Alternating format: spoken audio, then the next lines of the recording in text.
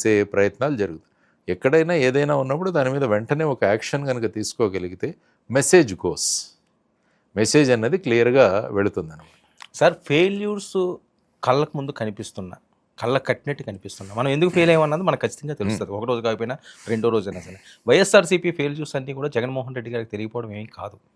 151 సీట్లు ఉన్నది 11 సీట్లకు వచ్చిందంటే వాళ్ళు మంత్రులు మాట్లాడిన తీరవనియండి, ఆయన చేసిన కొన్ని కార్యక్రమాలు అవనియండి, లేకపోతే ఆయన మాట్లాడి ఇవన్నీ కూడా కర్నూలు సాగుకి ఏదో 100 కారణాలు అన్నట్టుగా ఈ రకంగా జరిగింది. ఇప్పుడు తెలుగుదేశం పార్టీ గత అనుభవాలు చాలా ఉన్నాయి. ఇప్పుడు కూడా ఇదే కంటిన్యూ అవుతుంది. 5 కోట్లు నేను ఎంపీకి ఇచ్చాను అని చెప్పి ఒక ఎమ్మెల్యే మాట్లాడతారు, ఇంకొక ఎమ్మెల్యే ఇంకో రకంగా మాట్లాడతారు. అసలు ఏంటి అంటే జనాలు పట్టించుకోరు అనుకుంటారా, లేకపోతే అధికారంలో ఉంటే ఇదే శాశ్వతం అనుకుంటారా? అంటే ఎలక్షనీరింగ్ ఎలా చేయాలి, ఎన్నికలు ఎలా గెలవాలన్నది అందరూ కూడా మేము నిష్ణాతులం అయిపోయామని అనుకుంటున్నారు. అది యాక్చువల్గా మీరు చూసుకుంటే వైఎస్ఆర్సీపీ పార్టీ కూడా 11 సీట్లే వచ్చాయి, కానీ ఆల్మోస్ట్ 39.5 to 40% సీట్స్ వాళ్ళ దగ్గర ఉన్నాయి. కాబట్టి మార్జిన్ అనేది చాలా తక్కువ. కాబట్టి ఈ తక్కువ మార్జిన్ని ఏ విధంగా మనం ఓవర్కమ్ చేయాలన్నది ఒక ఇష్యూ. తర్వాత వచ్చేసింది ఏంటంటే మెజారిటీ ఎక్కువ ఉన్నా కూడా సమస్యలు చాలా ఉంటాయి. అవును, ఇప్పుడు కూటమి ప్రభుత్వానికి వచ్చేసరికి 164 సీట్లు ఉన్నాయి. దాంతో ఏమవుతుందంటే అందరికీ ప్రామినెన్స్ ఉండదు, ఓన్లీ కొంతమందికి మాత్రమే. అందులో కొంతమంది మంత్రులు అయ్యారు కాబట్టి ఎక్కువ సంఖ్యలో ఎన్నిక అవ్వడం కూడా సమస్య. మంది ఎక్కువైతే మజ్జిగ పాల్సిన అలా అన్నట్టు ఆ విధంగా కూడా ఉంటుంది. సో ఈ విధమైన పరిస్థితులలో వన్ మన్షిప్ ఎలా తీసుకురావాలి, ముఖ్యంగా స్థానిక సంస్థల ఎన్నికలు రాబోతాయి త్వరలో. ఐ థింక్ ఏప్రిల్లో అనుకుంటాను మన రాష్ట్రంలో, ఆంధ్రప్రదేశ్లో.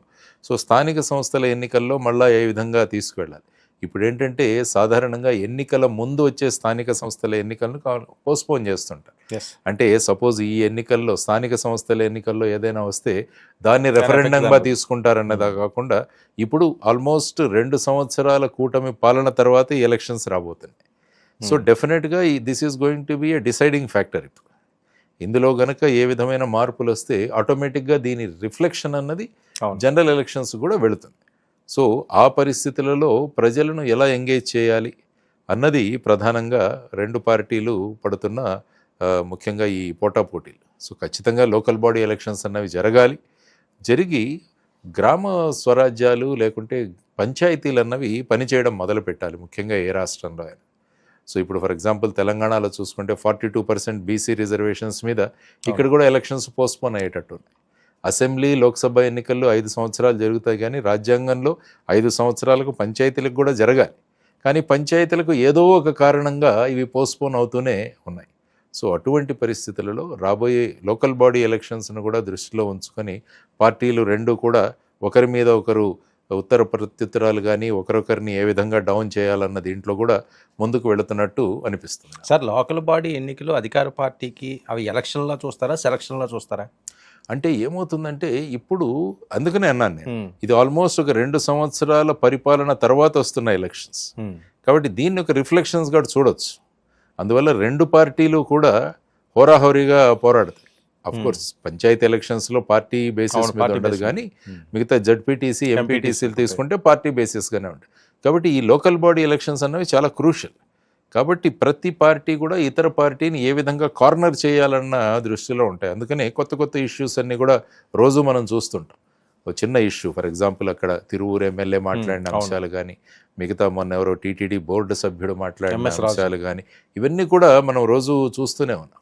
సో ఆ విధమైన పరిస్థితులలో ముఖ్యంగా మీడియా వాళ్ళు విషయాలు ఏంటి అన్నవి కూడా తెలియజేయగలగాలి. అభివృద్ధి దిశగా డిస్కషన్లు పెట్టాలి. బడ్జెట్ ఏ విధంగా డిస్ట్రిబ్యూట్ అవుతుంది, బడ్జెట్లో ఏ విధంగా తెస్తుంది, అప్పులు తెస్తున్నాం దానికి కారణాలు ఏంటి, ఇవన్నీ కూడా మనం ఈ చర్చల ద్వారా ప్రజల దగ్గరికి అసలు విషయాలు తీసుకువెళ్ళాలి అన్నది. కానీ మీడియా కూడా మొదట్లో వీటి మీదే నడుస్తుంది. అవును, మీ డిస్కషన్స్ కూడా నేను చూస్తుంటాను. మోస్ట్లీ వీరు ఇలా అన్నారు, ఒక 3-4 కూర్చోబెడతారు, వాళ్ళు మాట్లాడతారు. సో ఆ విధంగా నడుస్తుంది. కాబట్టి స్లోగా మీడియా కూడా ఈ విషయాలను పక్కకు పెట్టి అభివృద్ధి అంశాలు కనుక తీసుకురాగలిగితే ప్రజలు కూడా ఆ విధంగా ఆలోచించడం మొదలు పెడతారు, నాయకులను నిలదీవడం మొదలు పెడతారు. ఈ అభివృద్ధి జరగలేదు, ఇక్కడ ఈ పరిస్థితులు ఉన్నాయి, స్కూల్స్ పరిస్థితి ఇది, లేకుంటే ఏదైనా అడగొచ్చు మనం. ప్రస్తుతం ఇప్పుడు తుఫాన్ వచ్చి వెళ్ళింది కాబట్టి ఎంత త్వరగా రైతులకు మీకు కాంపెన్సేషన్ ఇస్తారు, వాళ్ళ ఇన్సూరెన్స్ క్లెయిమ్స్ ఎంత త్వరగా మనం చేయాలి అన్న దాని మీద ప్రధానమైన దృష్టి కేంద్రీకరించాలి. ఎందుకంటే ఆల్మోస్ట్ చాలా లక్షల ఎకరాల్లో మనం పంట పోయింది. ముఖ్యంగా గోదావరి జిల్లాలో కానీ కృష్ణా గుంటూరు జిల్లాల్లో కానీ వీటన్నింటిలో కూడా రైతులు చాలా నష్టాలు అనుభవిస్తున్నారు. కాబట్టి ఎంత త్వరగా కేంద్రం నుంచి మనకు మద్దతు దొరుకుతుంది, లేకుంటే మన బీమా పాలసీలు ఏవైతే ఇన్సూరెన్స్ ఏవైతేనో వాటిని ఎంత త్వరగా మీరు ఇన్సూరెన్స్ క్లెయిమ్స్ తీసుకొస్తారు, దాని ద్వారా రైతు మళ్ళా పంటకు సిద్ధమవుతాడు అనమాట. సో ఇవి మెయిన్ అంశాలు. కానీ ఈ అంశాలు కాకుండా మిగతా అంశాలు తెర మీదకి వస్తాయి. మిగతా అంశాలు ఏంటి సార్? ఆయన వచ్చి 16 నెలలు ఏంటంటే చంద్రబాబు నాయుడు గారు 16 విపత్తులు తీసుకొచ్చారట, ఆయనే తీసుకొచ్చారట. అసలు విపత్తులు తీసుకురావడం ఈ కామెంట్స్ ఏంటి సార్ అసలు? అదే అంటున్నారు కదా, అంటే ఏమవుతుందంటే ఇంకా ఆలోచనలు ఎలా ఉంటాయి అంటే దానికి ఒక పరాకాష్ట. విపత్తులు అన్నవి మనం ప్రకృతికి ఏ విధంగా హాని కలిగిస్తున్నామో ఆ విధంగా ప్రకృతి కూడా ప్రకోపిస్తుంది.